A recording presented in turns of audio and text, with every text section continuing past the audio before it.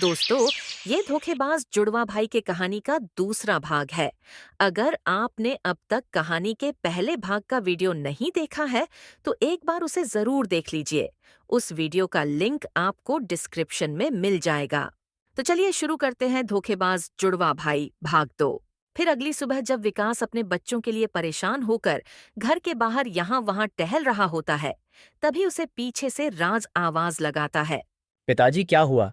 आपने मुझे चाचा के यहाँ से इतने जल्दी में क्यों बुला लिया? और आप इतने परेशान क्यों हैं? राज को अपने आंखों के सामने देखकर विकास तो फूला नहीं समाता। कहाँ रह गया था बेटा तू? मैं तो डर गया था कि कहीं सच में तो तू चोरी करके नहीं भाग गया। राज चोरी की बात सुन थोड़ा आश्चर्य में पड़ जाता है, क्योंकि अभी तक उसे इस बारे में कुछ नहीं पता था। चोरी? मैं क्यों चोरी करूंगा पिताजी? मैं तो चाचा के यहाँ गया था घूमने। बेटा, तुम्हारे ऊपर बहुत बड़ी चोरी का आरोप लगा है कि तुमने गिरिधर सेठ की दुकान के सारे आभूषण चुरा लिए और गांव छोड़कर भाग गए। नहीं पिताजी, ये सारी झूठी बातें हैं। मैंने कोई चोरी नहीं की है। हाँ बेटा, मुझे खुद से ज्यादा तुम्हारे ऊपर भरोसा है। पर कल वो सेठ और मुखिया जी आए थे। उन्होंने बोला कि कल तुम सुबह उनके दुकान पर काम करने गए और फिर सारी दुकान साफ करके वहां से गांव छोड़कर भाग गए। मुखिया काका ने तो तुम्हें कल गांव के बाहर वाले बस स्टॉप पर देखा भी था। क्या कहा पिताजी? कल? नहीं, ऐसा नहीं हो सकता है। मैं कल ये सब कैसे कर सकता हूँ? मैं तो कल गांव में था ही नहीं। मैं तो परसों रात को ही चाचा के यहाँ चला गया था। क्या कहा बेटा? तू कल गांव में नहीं था? अब विकास को सारी बातें समझ में आ जाती है कि ये काम राज का नहीं, वीर का है। बेटा, एक बात बताओ मुझे, तुम अचानक चाचा के यहाँ क्यों चले गए? क्या तुम्हें उन्होंने बुलाया था? नहीं पिताजी, परसों रात को अचानक वीर ने मुझे कहा कि बहुत दिन हो गए हम चाचा के यहाँ नहीं गए, और आप भी अपने दोस्त के यहाँ गए थे, तो हम दोनों ने सोचा कि चाचा के यहाँ जाकर आते हैं। यानी तुम दोनों चाचा के यहाँ गए थे? नहीं पिताजी, हम दोनों नहीं, सिर्फ मैं। हम जब जाने ही वाले थे तभी अचानक वीर को कोई काम याद आ गया, तो वो रुक गया। पर उसने मुझे बोला कि वो कल अपना काम निपटा कर आ जाएगा। तो क्या वो आया था वहां? नहीं पिताजी, जब तक मैं वहां था तब तक तो वो वहां नहीं पहुंचा था। तो इससे तुम कुछ समझे बेटा कि वीर कहाँ गया है? पिताजी से ये सारी बातें सुनकर राज को भी सारी सच्चाई समझ आ गई थी। हाँ पिताजी, मैं सब समझ गया हूँ कि वीर ने मुझे परसों इतने घाय में चाचा के यहाँ क्यों भेजा, और वो खुद यहाँ क्यों रुक गया। हाँ बेटा, ये तो मैं भी समझ गया हूँ। पर वो इतनी गिरी हुई हरकत कर सकता है, मैंने ये कभी नहीं सोचा था। और ऊपर से फंसाया भी किसे? खुद के सगे भाई को। पिताजी, पर अब हम क्या करेंगे, क्योंकि सेठ जी और मुखिया जी को तो यही लग रहा होगा कि ये सब मैंने किया है। हाँ बेटा, इसी बात की तो चिंता है। रुको, थोड़ी देर सोचने दो। विकास फिर से घर के बाहर टहलना शुरू कर देता है। टहलते टहलते अचानक विकास रुकता है और राज से बोलता है। बेटा, अब हमारे पास एक ही तरीका है तुम्हें बचाने का। वो कौन सा तरीका है पिताजी? बेटा, तुम्हें निर्दोष साबित करने के लिए अब हमें वीर को सबके सामने लाना होगा। क्योंकि अगर वो पकड़ा गया तो हम सेठ जी को और मुखिया काका को बता सकेंगे कि ये पूरी चोरी की प्लानिंग वीर की है। इस चोरी में तुम्हारा कोई हाथ नहीं है। पर पिताजी, मुझे बचाने के लिए आपको वीर को पुलिस के हवाले करना होगा। बेटा, अगर आज मैं उसे पुलिस के हवाले नहीं करूंगा तो आगे वो इससे भी बड़ा गुनाह करेगा। इसलिए अब उसे सजा दिलाना जरूरी हो गया है। पर यह सब करने से पहले हमें मुखिया काका के यहाँ जाना होगा, ताकि हम उनको ये सारी खिचड़ी समझा सके। ठीक है पिताजी, चलिए चलते हैं। फिर क्या था, राज और विकास दोनों मुखिया के घर के लिए निकल जाते हैं। दोनों जब मुखिया के घर पहुंचते हैं तो देखते हैं कि मुखिया भी अपने घर के बाहर बिस्तर पर बहुत गहरी चिंता में बैठा होता है। मुखिया काका, मैं आ गया हूँ राज को लेकर। राज को देखकर मुखिया खड़ा हो जाता है। राज बेटा, तुमने ऐसा क्यों किया? मुझे पूरे गांव के बच्चों में से सबसे ज्यादा भरोसा सिर्फ तुम पर था। फिर तुमने ऐसा क्यों किया? मुखिया जी, मैं आपसे एक अनुरोध करता हूँ कि आप एक बार राज की पूरी बात सुन लीजिए। वो आपसे कुछ कहना चाहता है। बोलो राज बेटा, क्या बोलना है तुम्हें? मुखिया काका, मैंने कोई चोरी नहीं की है। ये सब वीर ने किया है। कल जब ये चोरी हुई थी तब मैं गांव में था ही नहीं। ये कैसे हो सकता है? गिरिधर तुम्हें खुद सुबह सुबह अपने दुकान पर काम करने ले गया था, और मैंने भी तुम्हें कल गांव के बस अड्डे पर देखा था। वो मैं नहीं था काका, क्योंकि मैं परसों रात को ही अपने चाचा के यहाँ चला गया था। अगर आप चाहे तो हम चाचा को यहाँ बुला लेते हैं। और तो और, मुझे खुद वीर ने परसों रात को चाचा के यहाँ जबरदस्ती भेजा था, और खुद यहाँ रुक गया ताकि वो मेरा नाम लेकर ये चोरी कर सके। ये सब वीर ने किया है मेरा नाम लेकर। उसे मेरा नाम लेकर बदमाशी करने बहुत मजा आता था। वो पहले भी गांव के अलग अलग लोगों को परेशान कर चुका है मेरा नाम लेकर। राज की ये बात सुनकर मुखिया पूरा भ्रमित हो जाता है। पर बेटा, अब तुम्हें ये साबित करके दिखाना होगा कि ये सब वीर ने किया है, तुमने नहीं। हाँ मुखिया जी, हम यही साबित करने यहाँ आपके पास आए हैं। पर सबसे पहले हमें आपसे और सेठ जी से मिलकर ये सारी खिचड़ी बताना था जो वीर बनाकर गया है, ताकि वो राज को अपने जगह फंसा सके। विकास बेटा, तो क्या तुमने कुछ सोचा है राज को निर्दोष साबित करने के लिए? हाँ मुखिया जी, मेरे पास एक तरकीब तो है, पर इसके लिए मुझे आपकी और सेठ जी की मदद लगेगी। बेटा, अगर राज सच में निर्दोष है तो उसे बचाने के लिए मैं तो तुम्हारा पूरा साथ दूंगा, पर मुझे एक बार गिरिधर से बात कर लेने दो।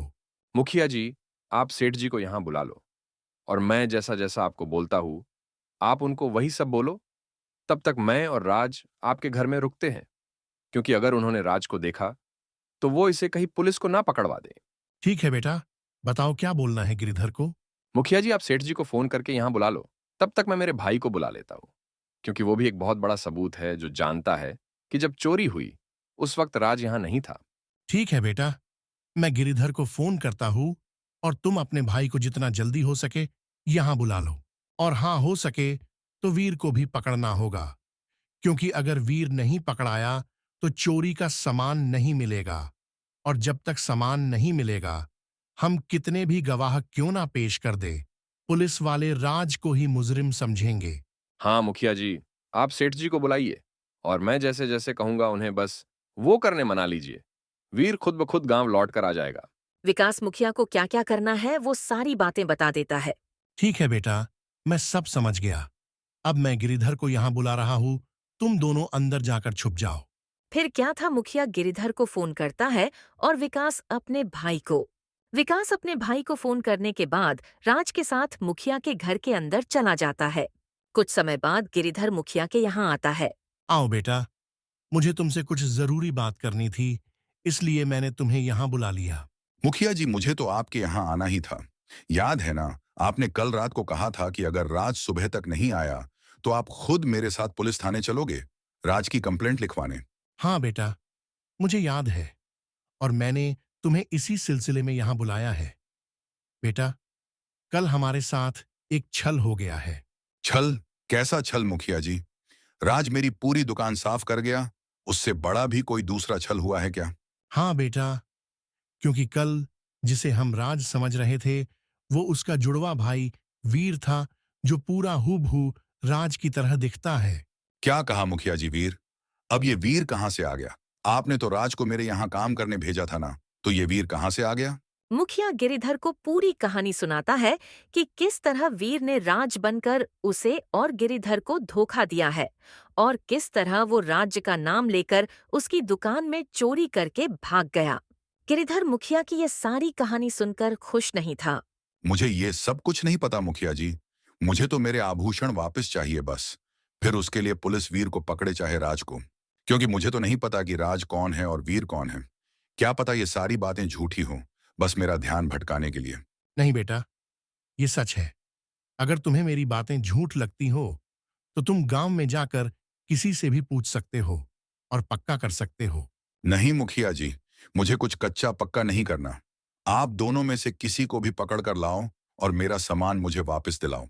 हाँ बेटा, तुम्हें तुम्हारा सामान वापस दिलाने ही मैंने यहां बुलाया है, पर उसके लिए तुम्हें मेरी एक मदद करनी होगी। देखिए मुखिया जी, अगर मेरे मदद करने से मेरा सारा सामान मुझे वापस मिल सकता है तो मैं आपकी हर तरह की मदद करने तैयार हूं। ठीक है, तो मेरे पास एक तरकीब तो है, पर उसके लिए तुम्हें मुझे तुम्हारे दुकान में से जो आभूषण चोरी हुए उनकी कीमत क्या थी वो बतानी होगी। मुखिया जी, कम से कम 20 लाख तक तो होगी। तो मैं गांव में घोषणा कर देता हूं कि कल तुम्हारे यहां से वीर ने दुकान के सारे आभूषण चोरी कर लिए हैं, और जो भी वीर को पकड़ कर लाएगा तुम उसे पूरे 12 लाख इनाम के तौर पर दोगे। क्या कहा मुखिया जी? 12 लाख? कहीं आप मेरे साथ कोई मजाक तो नहीं कर रहे हो ना? नहीं बेटा, मैं कोई मजाक नहीं कर रहा हूं। तुम्हें बस कहना है, क्योंकि मैं जानता हूं मैं क्या कह रहा हूं। बस जब मैं तुम्हें इस इनाम की घोषणा करने कहूंगा उस वक्त तुम्हें भी यही बोलना है कि तुम्हारे यहां वीर ने चोरी की थी। ठीक है मुखिया जी, आप जैसे बोलोगे मैं वैसे करूंगा, पर मैं इनाम विनाम किसी को नहीं दूंगा। हाँ बेटा, टेंशन मत लो, तुम्हें इनाम देने की जरूरत ही नहीं पड़ेगी। फिर ठीक है मुखिया जी। फिर अभी मुझे क्या करना होगा? तुम फिलहाल जाकर बाजार वाले चौराहे के पास बैठो। मैं गांव वालों को लेकर वहां पहुंचता हूँ। फिर क्या था, गिरिधर वहां से गांव के चौराहे पर जाने के लिए निकल जाता है। गिरिधर के जाने के बाद विकास और राज भी मुखिया के घर के बाहर आ जाते हैं। क्या हुआ मुखिया जी? सेठ जी माने या नहीं? हाँ बेटा, गिरिधर मान तो गया है इनाम वाली बात पर वो कह रहा है वो कोई इनाम नहीं देगा। नहीं मुखिया जी, उसकी नौबत ही नहीं आएगी, क्योंकि मैंने जो सोचा है उसके हिसाब से सब हुआ तो वीर खुद ब खुद गांव चला आएगा और उसे हम ही पकड़ लेंगे। और अगर उसे हमने पकड़ लिया तो सेठ को किसी को भी इनाम देने की जरूरत ही नहीं पड़ेगी। पर एक बात है, जब तक वीर पकड़ा नहीं जाता मुखिया जी, क्या आप राज को अपने घर पर रख सकते हो? क्योंकि जिस तरह आप और सेठ नहीं समझ पाए कि वीर कौन है और राज कौन, उसी तरह अगर गलती से भी किसी ने राज को देख लिया तो इनाम के चक्कर में वे लोग उसे ही ना पकड़वा दें। ठीक है बेटा, मैं राज को अपने घर पर रखने तैयार हूँ, पर तुम आगे बताओ क्या करना होगा। राज बेटा, सबसे पहले तो तुम मुखिया जी के घर में चले जाओ और कितना भी कुछ क्यों ना हो जाए बाहर मत आना। सब सही होते ही मैं तुम्हें खुद लेने आ जाऊंगा। ठीक है पिताजी, पर आप अपना ध्यान रखना। विकास के कहते ही राज मुखिया काका के घर में जाकर छुप जाता है। बेटा राज तो चला गया, अब बताओ क्या करना है। मुखिया जी, अगर वीर ने ये चोरी की है तो उसमें इतनी हिम्मत तो नहीं है कि वो अकेले कर सके। जरूर गांव में कोई ना कोई तो होगा जिसने उसमें इसकी मदद की होगी। नहीं बेटा, ऐसा कैसे हो सकता है। कल मैंने वीर को अकेले ही देखा था, बस अड्डे पर उसके साथ में तो कोई नहीं था। हाँ मुखिया जी, यही तो अच्छा हुआ हमारे लिए। यानी उसकी मदद करने वाला अभी भी गांव में है जो हमें वीर तक पहुंचा सकता है। बेटा क्या तुम्हें उसका अंदाजा है कि वो कौन हो सकता है। हाँ मुखिया जी, मुझे अंदाजा ही नहीं, मुझे पक्का पता है। वो उसका सबसे प्रिय मित्र कल्लू होगा, क्योंकि वीर की जैसी हरकतें थीं, उससे कोई दोस्ती कर ही नहीं सकता था। उसका केवल एक मित्र है कल्लू, और पक्का उसने ही उसकी इस चोरी में मदद की है। हाँ बेटा, ऐसा हो सकता है, क्योंकि कल्लू की हरकतें भी बिल्कुल वीर वाली ही हैं। उसको भी बिना किसी को परेशान किए पानी का घूंट गले के नीचे नहीं उतरता। तो अब क्या हमें कल्लू को पकड़ना है। नहीं मुखिया जी, आपको बस उसे अपनी बातों से डराकर अपने साथ में करना होगा। बाकी का काम वो खुद कर देगा। पर उसे मैं अपने तरफ कैसे करूंगा, क्योंकि अगर उसने सच में वीर की मदद की है तो वो तो उसे सतर्क कर देगा, तो फिर वीर तो गांव में आएगा ही नहीं। नहीं मुखिया जी, आप शायद अब तक समझे नहीं। रुको, मैं आपको पूरी प्लानिंग बताता हूँ। विकास मुखिया को पूरी तरकीब बताता है जिससे वो कल्लू को डरा सके और उसे अपने साथ मिलाकर वीर को किसी भी तरह गांव बुलाने पर मजबूर कर दे। विकास की तरकीब सुनकर मुखिया बहुत खुश होता है। वाह विकास बेटा, क्या तरकीब निकाली है तुमने। इससे तो सांप भी मर जाएगा और लाठी भी नहीं टूटेगी। हाँ मुखिया जी, अब सब आप पर है। आप बस किसी भी तरह कल्लू को अपने तरफ कर लेना बस। उसके मदद के बिना हम वीर को नहीं पकड़ पाएंगे, और अगर वीर पकड़ा नहीं गया तो हम राज को निर्दोष नहीं साबित कर सकेंगे। नहीं बेटा, अब तुम्हें चिंता करने की कोई जरूरत नहीं है। मैं हूं ना, मैं सब संभाल लूंगा। बस तुम यहां रुककर राज का ध्यान रखना। पहले मैं गांव में इनाम की घोषणा कर देता हूं, फिर जाकर उस कल्लू से मिलता हूं। ठीक है मुखिया जी, मैं यही रुकता हूँ। मुखिया भी फटाफट से गांव के चौराहे पर पहुंच जाता है और सभी गांव वालों को भी बुला लेता है। सुनो सुनो सुनो, ये जो सेठ मेरे बगल में खड़े हैं, उनका नाम गिरिधर है, जिन्होंने कल ही हमारे गांव में सुनार की दुकान खोली थी। पर दुख की बात है कि हमारे ही गांव के एक लड़के ने इनके यहाँ चोरी कर ली है, और उस लड़के का नाम वीर है। ये बात सुनकर सभी गांव वाले आपस में बातचीत करना शुरू कर देते हैं। रुको भाइयों, पहले सभी लोग एक बार सेठ की बात सुन लो। उन्हें आप सबसे कुछ कहना है। बोलो गिरिधर बेटा, क्या बोलना है तुम्हें गांव वालों से। देखो भाइयों, आप सबसे कुछ ज्यादा नहीं कहूंगा। मुझे बस इतना कहना है कि वीर ने मेरे यहाँ से जो चोरी किया है वो सामान पूरे 20 लाख का था। तो मैं ये घोषणा करता हूँ कि जो वीर को पकड़ कर लाएगा उसे मैं पूरे 12 लाख इनाम में दूंगा। और हो सके तो ये घोषणा दूर दूर तक पहुंचा दो। गिरिधर की ये घोषणा सुन पूरे गांव वाले तो जैसे पागल से हो जाते हैं, क्योंकि वीर को बस पकड़ने के उनको 12 लाख मिलने वाले थे। ठीक है, तो भाइयों खड़े क्या हो, जाओ, जितनी जल्दी हो सके उस चोर वीर को पकड़कर सेठ को सौंप दो और अपने हिस्से के 12 लाख इनाम के सेठ से ले जाओ। फिर क्या था, सारे गांव वाले वहां से निकलकर सेठ की घोषणा को हर जगह फैलाने निकल जाते हैं। मुखिया जी, जैसा आपने बोला था मैंने वैसे कर दिया। अब मुझे क्या करना होगा? अब तुम्हें कुछ करने की जरूरत नहीं है बेटा, बस थोड़ा सा इंतजार करो। देखो कैसे वीर को हम तुम्हारे सामने लेकर आते हैं। ठीक है मुखिया जी, जितना जल्दी हो सके उसे पकड़ लीजिए और मेरा सामान मुझे वापस दिला दीजिए। फिर क्या था, गिरिधर अपने दुकान की तरफ निकल जाता है और मुखिया कल्लू के घर के लिए निकल जाता है। और यहाँ दूसरी तरफ सेठ की इनाम की घोषणा पूरे गांव में आग की तरह फैल जाती है। हर जगह बस इसकी ही बात चल रही होती है। और वही मुखिया भी कल्लू से मिलने उसके घर पहुंच जाता है। और बेटा कल्लू, क्या हो रहा है? सब ठीक तो है ना? कल्लू मुखिया को देख थोड़ा डर जाता है, क्योंकि आज तक मुखिया कभी उससे मिलने उसके घर नहीं गया था। हाँ मुखिया जी, सब मस्त हैं। और आप अचानक यहाँ मेरे घर पर? कुछ काम था क्या? बेटा, तुम्हें तो पता ही होगा कि मैं तुमसे मिलने क्यों आया हूँ। नहीं मुखिया जी, मुझे नहीं पता। बोलिए आप क्यों आए हो? मुझसे कोई काम है तो बताओ। हाँ बेटा, एक काम तो है जो सिर्फ और सिर्फ तुम कर सकते हो। मुखिया की ऐसी बातें सुनकर कल्लू को कुछ समझ नहीं आता है कि मुखिया उससे किस बारे में बात कर रहा है। बोलिए मुखिया जी, मैं क्या कर सकता हूँ आपके लिए? बेटा, तुमने गिरिधर सेठ की इनाम की घोषणा तो सुन ही ली होगी अब तक। हाँ मुखिया जी, पूरे गांव में बस यही बात चल रही है। हाँ, तो क्या तुम्हें नहीं चाहिए वो 12 लाख रुपए? मुझे कैसे मिलेंगे मुखिया जी वो? मैं कहाँ से पकड़ कर लाऊंगा वीर को? देखो बेटा, इतने भोले भी मत बनो, मुझे सब पता है वीर और तुम्हारे बारे में। मैं कुछ समझा नहीं मुखिया जी। आप क्या जानते हो मेरे और वीर के बारे में? बेटा, मैं अभी तुमसे एक बात कहने जा रहा हूँ, बस हो सके तो ये बात तुम्हारे और मेरे बीच रहनी चाहिए। हाँ बोलिए मुखिया जी। बेटा, वीर ने जो किया है उसमें मैं भी शामिल हूँ। ये सारा आइडिया मेरा ही था, क्योंकि मैं जानता था कि उसके अलावा हमारे गांव में इतनी हिम्मत किसी में नहीं है। मुखिया की यह बात से तो कल्लू असमंजस में पड़ जाता है। बेटा डरो मत, मुझे सब पता है कि उस चोरी में तुमने भी उसका साथ दिया है, पर मेरे बिना ये चोरी हो ही नहीं सकती थी, क्योंकि मैंने ही उस सेठ को अपने गांव में दुकान दिलाई और वीर को राज बनकर उसकी दुकान पर काम करने भेजा था। क्या बात कर रहे हो मुखिया जी? ये बात तो मुझे पता ही नहीं थी। बस क्या था, कल्लू की ये बात सुनकर मुखिया को समझ जाता है कि विकास सही था। कल्लू भी उस चोरी में शामिल था, पर वो उसे कुछ नहीं कहता है। हाँ बेटा, पर मैंने ही उसे कहा था कि किसी को मत बताना कि मैं भी उसमें शामिल हूं, पर अब उसने मेरे साथ एक धोखा कर दिया है। वो कैसे मुखिया जी? बेटा, मैंने जब सेठ से कहा था कि तुम्हारे दुकान पर कितने का सामान होगा, तो उस वक्त सेठ ने कहा था कि सामान पूरा 10 लाख तक होगा, पर अब मुझे पता चला कि सामान पूरे 20 लाख का है। बोलना मत किसी को, पर उस वक्त वीर ने मुझे 4 लाख देने की बात की थी और 6 लाख उसने अपने पास रखने का तय किया था, पर अब तो मेरे साथ गलत होगा। मुखिया की ये बात सुनकर कल्लू भी बहुत गुस्सा हो जाता है। क्या कहा मुखिया जी?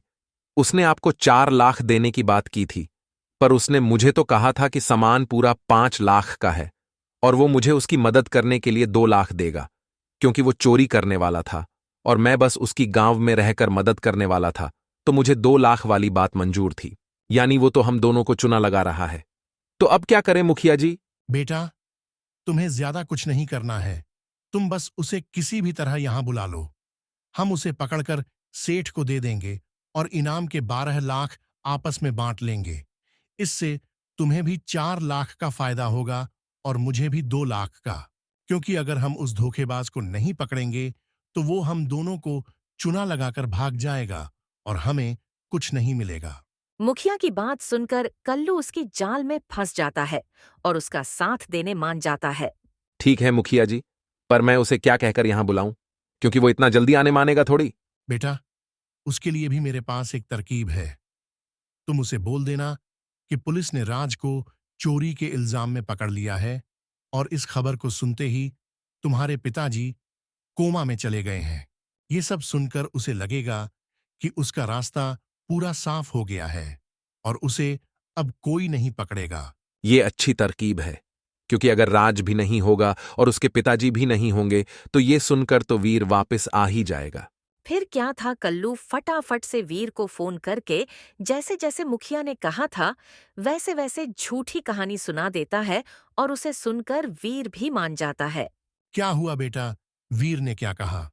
मुखिया जी, आपकी तरकीब काम कर गई, वीर मान गया है, कल सुबह वो आ जाएगा। बेटा तो एक काम करना, तुम उसे लेने बस अड्डे पर चले जाना। पीछे से मैं और सेठ आ जाएंगे। हम उसे पकड़कर सेठ को वहीं सौंप देंगे और अपना अपना इनाम सेठ से वहीं ले लेंगे। हाँ, ये सही रहेगा मुखिया जी। तो सुबह जब मैं उसे बस अड्डे से लेने जाऊंगा तो आपको खबर करता जाऊंगा। आप याद से सेठ को लेकर आ जाना। हाँ, और याद रहे कि सेठ को इनाम के पैसे साथ लेकर आने बोलना। मैं वो पैसे लेकर वहां के वहां से कहीं और चला जाऊंगा। ठीक है बेटा, तुम उसकी चिंता मत करो। मुखिया कल्लू के यहाँ से निकलकर सीधा सेठ से मिलने जाता है और सारी बात बता देता है। बेटा, कल मेरे फोन करते ही तुम अपने साथ पुलिस लेकर सीधा बस अड्डे पर आ जाना। तुम्हें तुम्हारा मुजरिम मिल जाएगा। ठीक है मुखिया जी, मैं कल समय से पुलिस वाले को साथ लेकर आ जाऊंगा। फिर मुखिया वहां से निकलकर अपने घर जाता है। बेटा विकास, तुम्हारी बात सही निकली। कल्लू भी वीर के साथ इस चोरी में शामिल हैं, और तो और तुम्हारे तरकीब से वो हमारे जाल में फंस भी गया और उसने वीर को यहाँ कल सुबह बुला भी लिया है। ये तो बहुत अच्छी बात है मुखिया जी। तो कल पहले कल्लू को वीर से मिलने दो। पीछे से मैं, आप, सेठ जी और पुलिस, हम सब मिलकर उन दोनों को चौंका देंगे। ठीक है बेटा। मुखिया जी, हो सके तो कल तक मुझे और राज को आपके यहाँ रहने दीजिए। इसमें कहना क्या है बेटा, तुम दोनों यहाँ रुक सकते हो। फिर अगली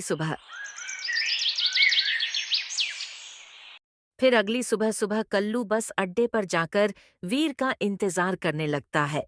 फिर कुछ समय बाद बस आती है और उस बस से वीर नीचे उतरता है। अरे कल्लू, तू यहाँ इतनी जल्दी आ भी गया? बस क्या भाई, तेरी वजह से मैं इतना मालामाल होने वाला हूं तो मेरा आना तो बनता ही है। वीर को कल्लू की बातें कुछ नहीं समझ आती है। यहाँ दोनों आपस में बात कर ही रहे होते हैं तो एक तरफ से सेठ और मुखिया आते हैं और दूसरी तरफ से विकास और पुलिस वाले आते हैं। इन सब को देखकर तो वीर के साथ साथ कल्लू भी डर जाता है। ये लो गिरिधर बेटा, तुम्हारे गुनहगार दोनों को पकड़ लो। और हाँ, अब तो तुम्हारा सामान भी इस वीर से मिल जाएगा और तुमको किसी को इनाम देने की भी जरूरत नहीं है। मुखिया की बात सुनकर वीर और कल्लू दोनों समझ जाते हैं कि मुखिया ने दोनों को चुना लगा दिया है। इंस्पेक्टर साहब, इस वीर को जितनी जल्दी हो सके यहाँ से लेकर चले जाइए।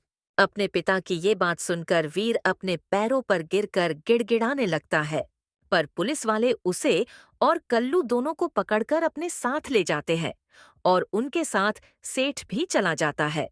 धन्यवाद मुखिया जी।